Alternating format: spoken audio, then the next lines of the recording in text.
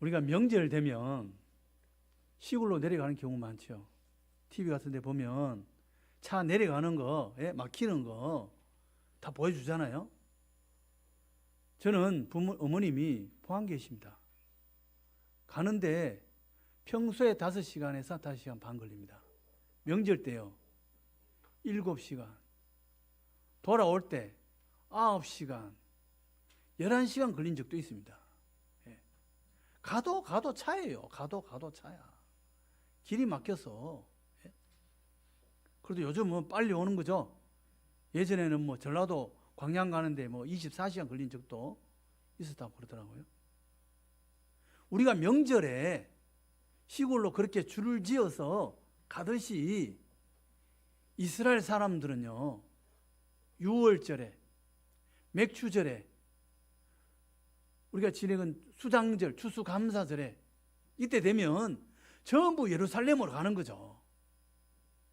예수님은 나사렛에서 자라났는데 거기서 예루살렘까지 직선 거리로 110km 정도, 길 따라가면 150km, 한 열흘 정도 걸리는 거리라고 합니다. 가는데 5일, 예배 하루 또는 뭐 이틀 드리고 내려가는 거죠. 이틀 드리면 뭐 이틀 정도 걸리고 열흘 정도 시간이 소요됩니다. 그때 혼자 가는 게 아니고 온 동네 식구들 전부, 동네 사람들 다 같이 가는 거죠. 그래서 갈 수 있는 사람들을 함께 모여가지고 맨날 몇월 며칠 날 출발합시다. 그래서 동네 사람들이 함께 모여서 예루살렘으로 5일 동안 걸어서 가는 겁니다. 또 예배 드리고 같이 돌아오고, 오늘 본문에 그의 부모가 해마다 6월절이 되면 예루살렘으로 가더니, 해마다 예루살렘에 갔다 오는 겁니다. 이게 뭐예요? 자녀들에게 보여주는 교육입니다. 어릴 때 부모가 한 말 잘 잊어버리지 않습니다.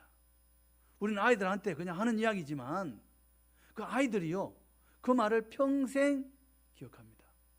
저도 어릴 때 어머니가 그러더라고요.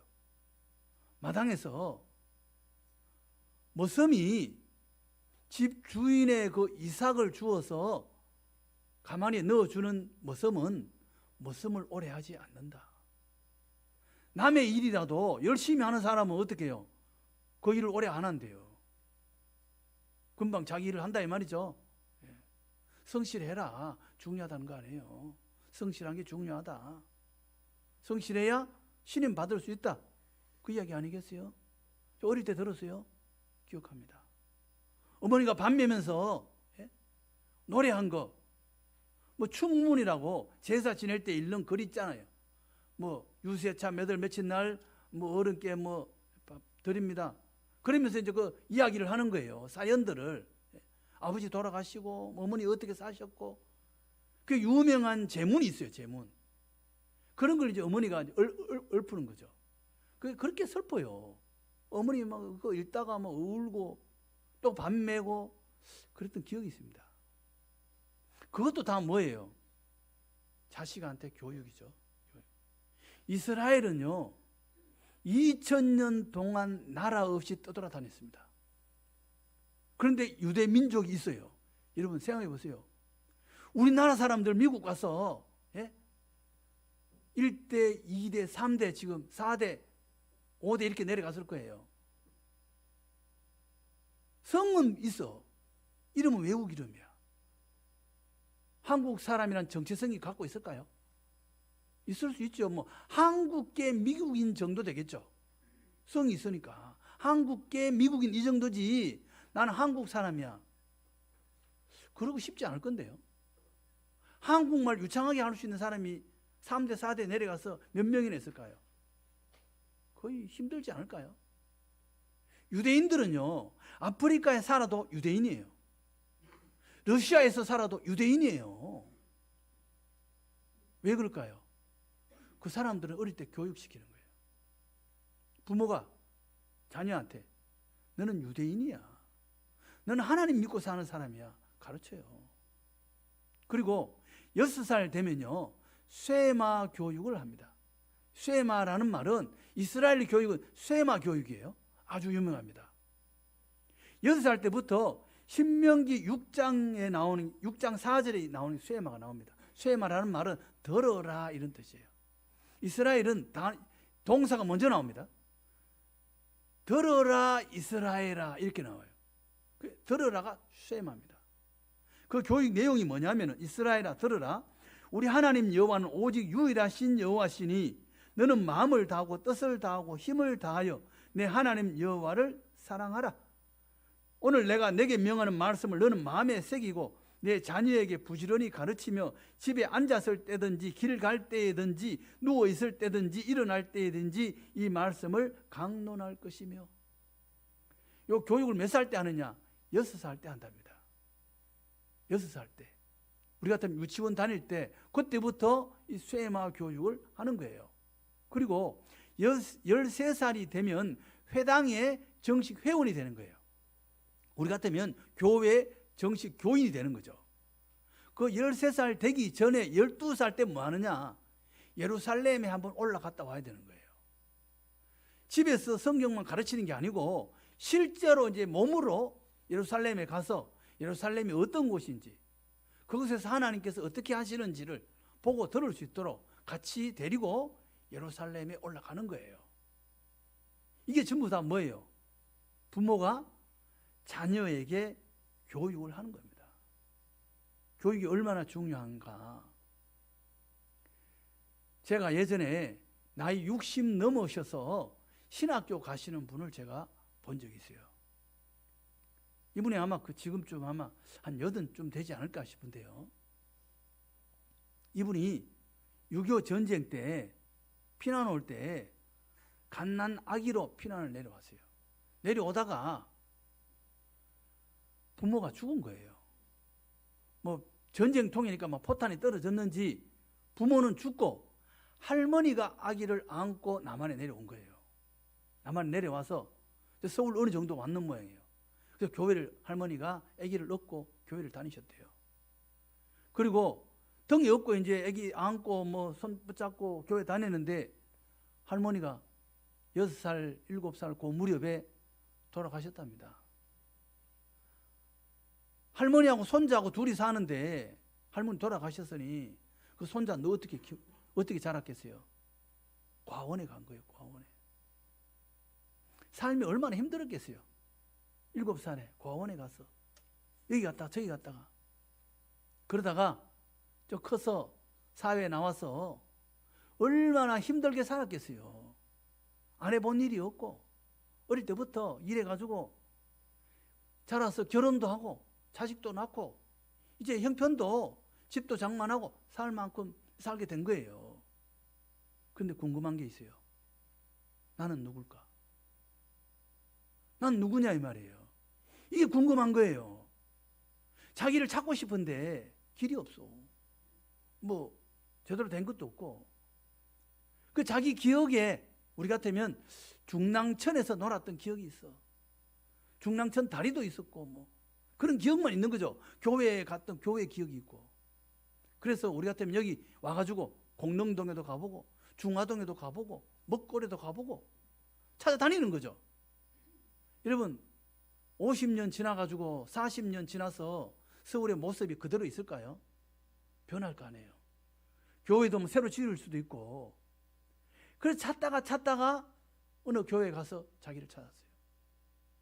나를 아는 분이 있습니까? 물었는데 어떤 분이 안다고 그래요. 당신은 어리 5살, 6살 때 할머니가 얻고 이 교회를 다녔다. 교회 할머니 집사님이셨고 돌아가셨고 뭐 그 사연을 이야기를 해준 거예요. 그분이 거기서 그렇게만 울었다 그러잖아요. 자기를 거기서 찾았으니까. 그 믿음이 좋았던가 봐요. 신학교를 가고 신학교 60에 가서 목사 안수 받고 뭐 몇 년이나 일했겠어요. 일하려고 간 게 아니죠. 하나님을 더 알고 싶고 자기를 업어서 교회에 다녔던 그 할머니에게 나중에 천국에서 만나서 나 그래도 이렇게 믿음으로 살았다. 그거 보여주고 싶은 거죠. 5살, 6살 아무것도 모르는 것 같죠? 아니에요. 그 아이들에게요, 불렀던 찬양, 교회에서 크리스마스 이브 날 함께 찬양했던 거, 율동했던 거, 예? 그거요, 그 아이들 평생 갑니다. 그래서 그 이야기 할 거예요. 우린 이렇게 컸다. 우린 이렇게 노래했고, 이렇게 우린 연극도 했고, 그 이야기 할 거예요. 그게 교육입니다. 우리 자녀들에게 부모로서 자녀들에게 보여주고 알려주고 그들에게 평생토록 믿음으로 살도록 교육하는 우리가 될 줄 믿습니다. 예수님의 부모님은 해마다 6월절에 가서 자녀들을 교육하고 12살에는요 예수님을 데리고 예루살렘으로 올라간 거예요. 올라갔는데 올라가서 거기서 예배하고 이제 내려오는 거죠.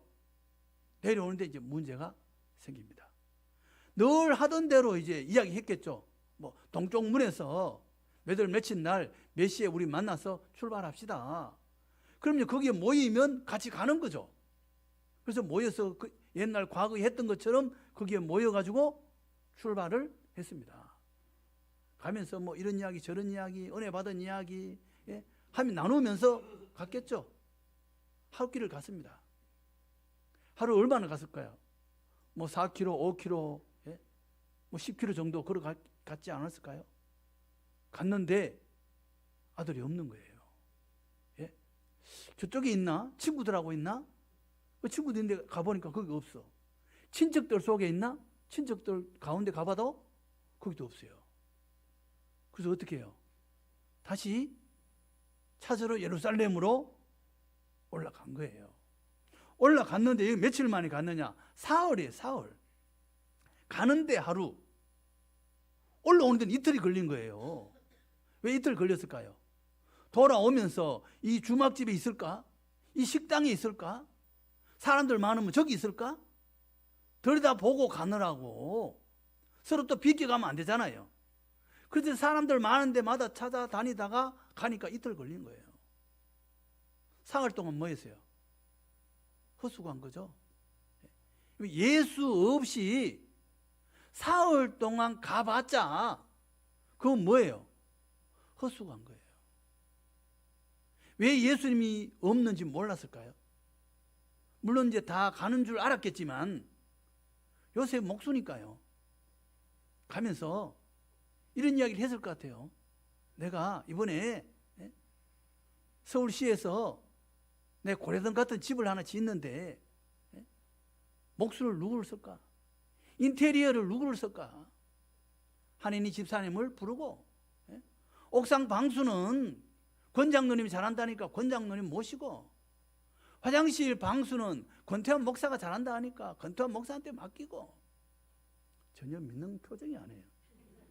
아, 저 시멘 방수는 정말 잘한다니까요. 전문가예요. 전기는 이성우 집사님한테 맡기고 그런 생각하고 연구하면서 이번에 고래대 같은 집 짓고 다음에는 빌딩 짓고 그런 계획 세우고 이야기하면서 내려가지 않았을까요? 여러분, 자 그렇게 내려가서 고래등 같은 집을 짓는다고 생각해 봅시다. 아무리 고래등 같은 집을 지어도 아들 잃어버리고 없으면요 무슨 소용이 있겠어요? 예? 아니 자식 잃어버리고 고래등 같은 집 지으면 뭐하며 빌딩을 세우면 뭐 하겠냐고요. 그게 뭔 가치가 있어요? 예? 가치 없어요. 아무리 뭐 잠 잘 오는 뭐 침대를 사고 누운들 자식 잃어버리고 잠이 오겠어요? 예? 잠이 어떻게 오겠냐고요. 밥을 맛있는 음식을 산같이 쌓아놔도 그 밥이 맛이 있겠어요? 모래알 같지 않겠습니까? 아무 가치가 없어요.